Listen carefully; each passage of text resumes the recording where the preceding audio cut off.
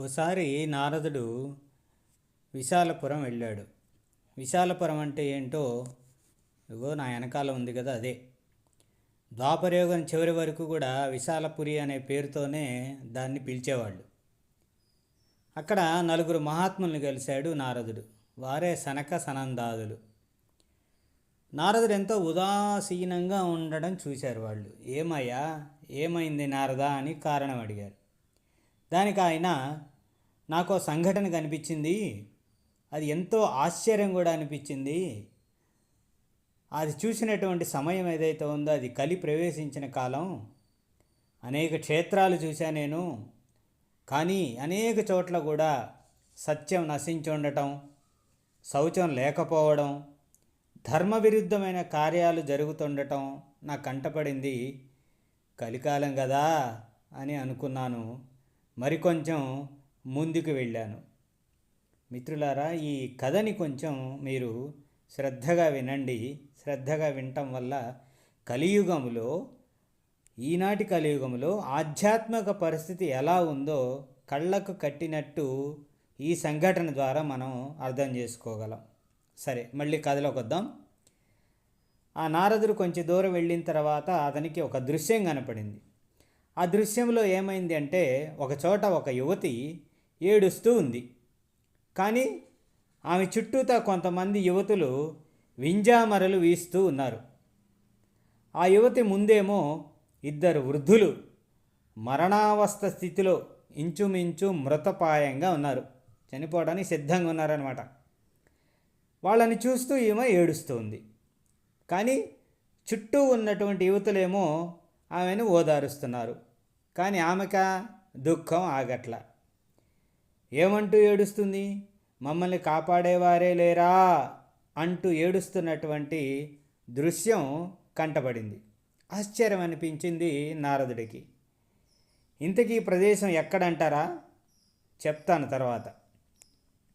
అప్పుడు ఆ యువతి వద్దకు వెళ్ళి నారదుడు, ఏమ్మా, నీవేమో యువతివి, చనిపోతున్న వీరే చూస్తేనేమో వృద్ధులుగా ఉన్నారు, మళ్ళీ నీవేమో అయ్యో పిల్లల్లారా అని ఏడుస్తున్నావు, చాలా వింతగా ఉందే, కారణం చెప్పమన్నాడు. దానికి ఆమె, వీళ్ళిద్దరూ నా పిల్లలు. ఈ కథ జరిగింది అనుకున్నా జరగలేదనుకున్నా ఇందులో సందేశాన్ని మాత్రం మనం గ్రహిద్దాం. ఇలాంటి కథలు ఎక్కడైనా జరుగుతాయా అండి అనే విమర్శకులు కూడా ఉంటారు. సాధకుడికి ఆస్తికుడికి అయితే సందేహం రాదు, కానీ అటు ఆస్తికుడు కాక నాస్తికుడు కాక మధ్యలో నలిగేవాడు ఉంటాడే, అలాంటి వారికి అన్ని సందేహాలు వస్తాయి.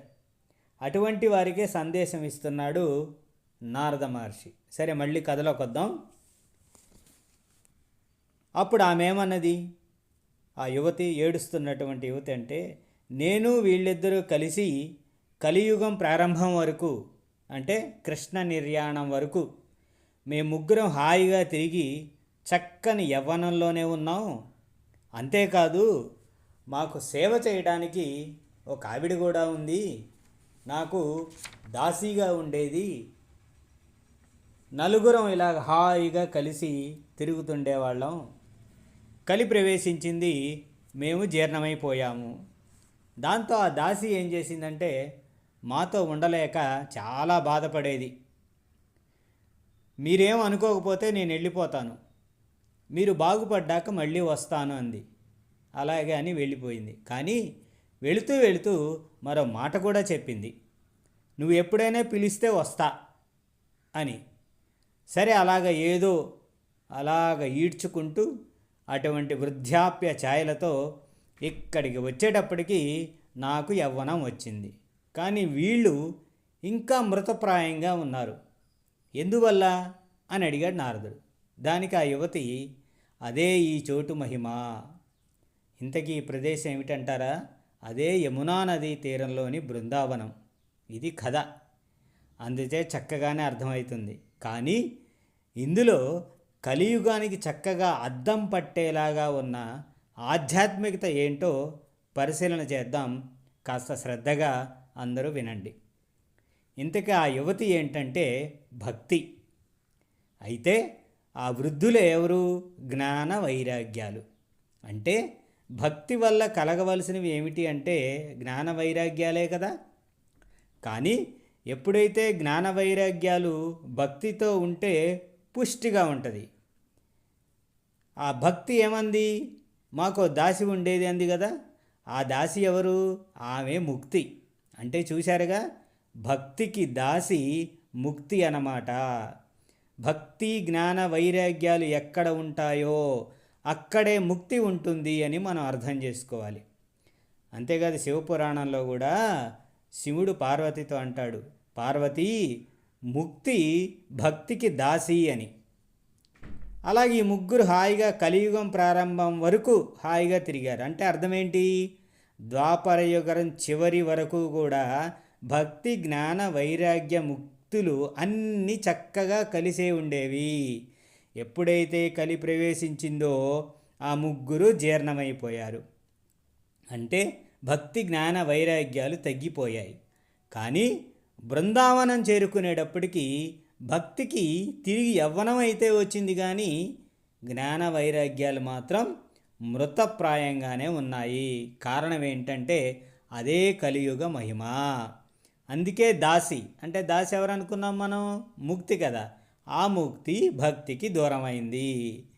అంటే మొత్తం మీద మనం చూస్తే ఎప్పుడైతే భక్తితో జ్ఞాన వైరాగ్యాలు పుష్టిగా ఉంటాయో అప్పుడే ముక్తి మన వెంట ఉంటుంది.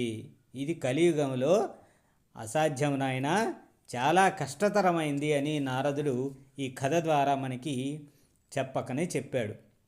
అంతేకాదు, కృష్ణ ఉపనిషత్తు ఏమంటుందంటే ఒక మాట చెప్తుంది. ఇక్కడంటే ఎక్కడ? బృందావనంలో మట్టి తగిలితే చాలు భక్తి ఉత్పన్నమవుతుంది.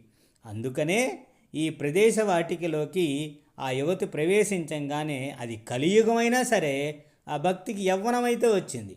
యవ్వనం వస్తే ఏం లాభం? బాధ వదలలేదు. అంటే జ్ఞాన వైరాగ్యాలు లేవు, అవి వృద్ధాప్య స్థితిలో ఉండిపోయాయి. ఇది కలియుగ మహిమ.